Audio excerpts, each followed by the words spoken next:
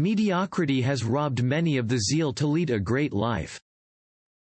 One of the things that limit us is the idea that good is acceptable. We have good schools, so creating great schools seems to appear as a needless quest to chase luxury. The same is true in our daily lives. We give credence to the norm while beholding greatness as a lifestyle exclusive to a few people. More importantly, as this book suggests, we have extended this same narrative to our businesses. As such, very few businesses and companies ever climb the echelon of high-performing status. We are so used to mediocrity that it has become difficult for businesses to sustain a high-flying state for decades. Many companies have fallen down the pecking order, as they have found it impossible to reach their potential. Although there are various factors that could have brought about this negative trend, the fact still remains that we have shrouded our thirst for success with the convenience of attaining the second best. It is better to fail in originality than to succeed in imitation. Herman Melville. However, over the years, there are a handful of corporations that have broken free from this narrative. They are what the author calls the good to great companies. As such, this book summarizes a 5-year study on the distinguishing factors of truly great companies, which was embarked by a team of curious individuals spearheaded by the author. During this research period, they pored over data upon data until they found correlations that would guide the sentiments argued in this book. To limit the scope of the study to a manageable, and yet in-depth size, the team chose to analyze only publicly traded companies, and they considered stock data of companies between 1985 to 2000 while running this data against the historical performance of the general stock market during the same period. Subsequently, the team picked only companies that had undergone a transition point and had gone to generate a cumulative return not lower than 3 times the market through 15 years. Therefore, this eliminates the luck factor as no company would have ridden on luck to produce high-performing stats for that long. In the end, the team found 11 companies that embodied good to great patterns. Their success stories had little or no correlation to the demise or boom of their respective industries. A closer look further revealed similar concepts across all the good to great companies that contradicted the prevailing business principles that we all have come to herald as the templates for building great companies. The leadership trait of executives in good to great companies is finding self-motivated people to join their team. The companies placed under the spotlight, in this study, have done remarkably well in the 15 years under review, and some have even outperformed well-established companies, like Pepsi and Walt Disney.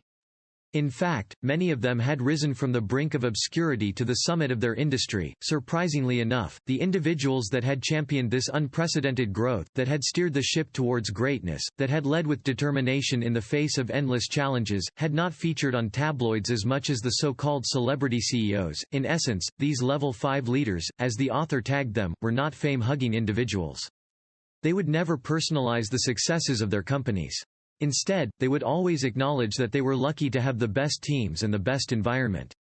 In other words, they are selfless individuals who believe that the ambition of the company comes first before theirs. They did not mind taking the back seat when accolades were presented because their service was all about one thing, doing everything they can to make the company win. The greatest leader is not necessarily the one who does the greatest things. He is the one that gets the people to do the greatest things. Ronald Reagan. This responsibility had driven them to make the hard decisions. They did not shy away from transformations, and at the end of it all, they found ways to sustain the company's success. Take Darwin E. Smith, for instance. He was the CEO that championed Kimberly-Clark's transit from 36% below the general market stock rating to cumulative stock returns that were 4.1 times that of the general market. In the process, Kimberly-Clark outperformed industry rivals like Procter & Gamble and Scott Paper, yet, only a few today know anything about Darwin E. Smith's triumphs because he was nothing like the egocentric CEOs, which we and boards of directors have come to identify as performance-inducing individuals. Furthermore, the author found out that, contrary to popular belief, the best-performing CEOs are not necessarily the ones outsourced. Majority of the executives that have led the tide-changing process of transforming good companies to great ones had risen to the position of CEO from within the ranks of the company.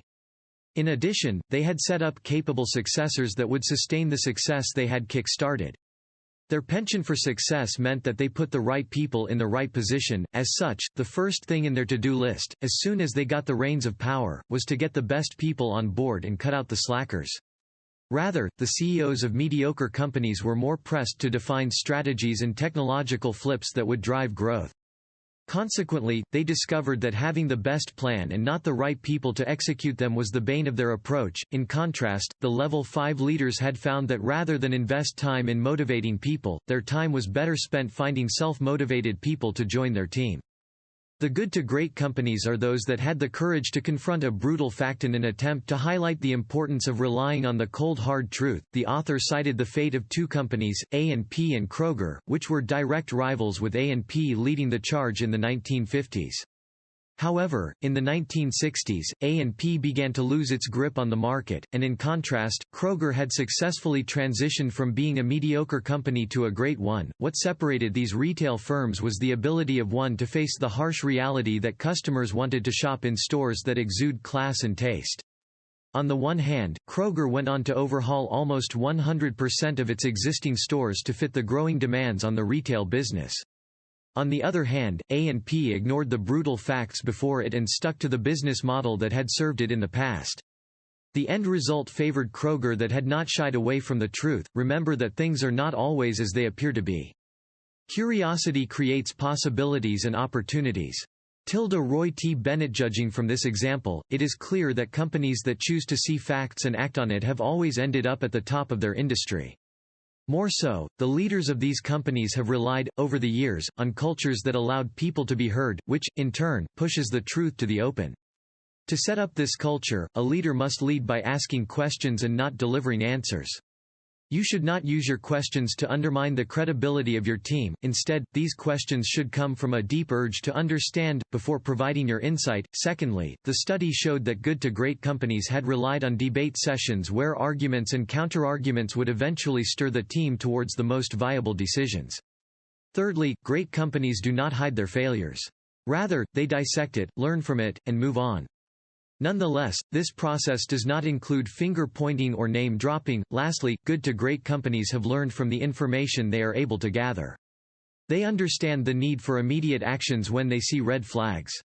More importantly, they continue to build their company or brand around simple strategies that anyone could have stumbled upon. As cliché as this statement may seem, the author and his team realized that the good to great companies had stuck to business plans that evaded complex and insurmountable strategies. They knew what they wanted, they understood it, and they dedicated all of their resources to it. This approach beats the sort of ingenuity that many believe should drive an entity from placid existence to maverick status. For one, their various strategies were so simple that it was easy for the company to sell it to their employees.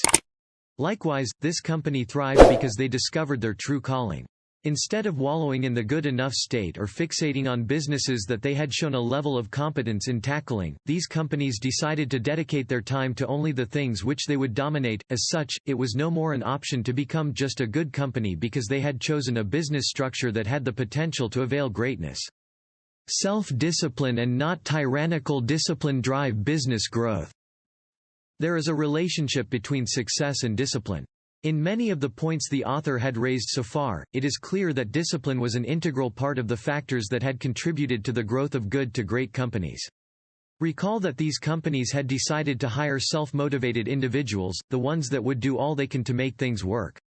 Money was not their sole motivation. Instead, the motivation to be part of something great had propelled them to do their best. Self-control is the chief element in self-respect, and self-respect is the chief element in courage. Thucydides. In other words, these individuals had self-discipline.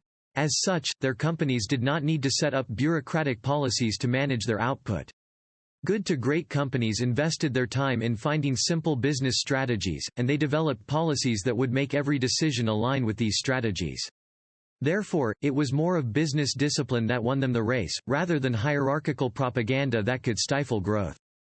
The same level of discipline should also extend to the adoption of new technologies.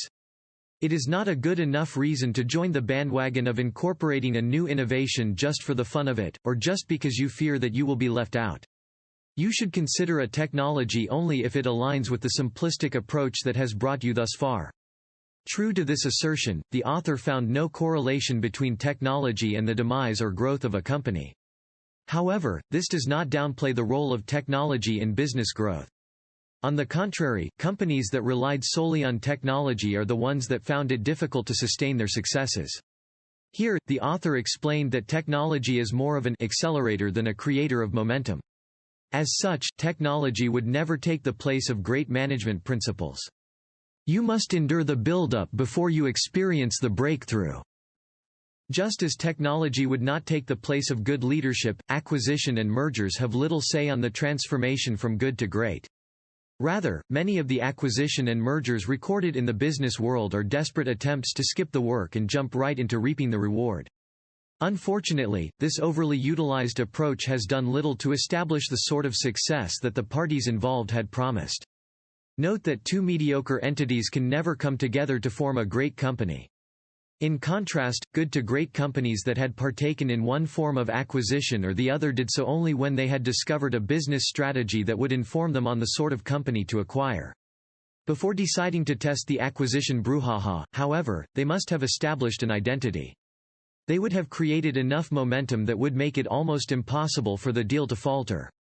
Success is not final, failure is not fatal, it is the courage to continue that counts. Winston S. Churchill. The creation of momentum is what the author called the build-up. The build-up is an ongoing process that takes into account the step-by-step growth inspired by every decision, every business restructuring, every leadership remodeling, and every technology incorporation.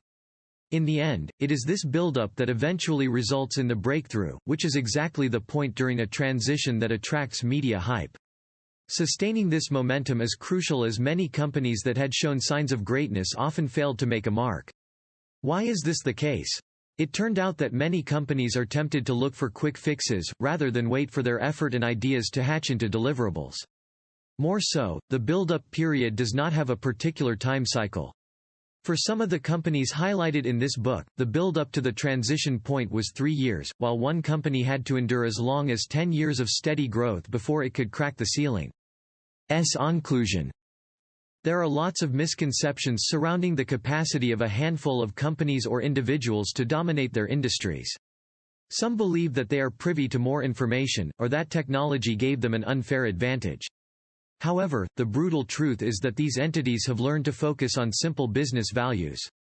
Cultivate characters and business strategies that define level 5 leaders.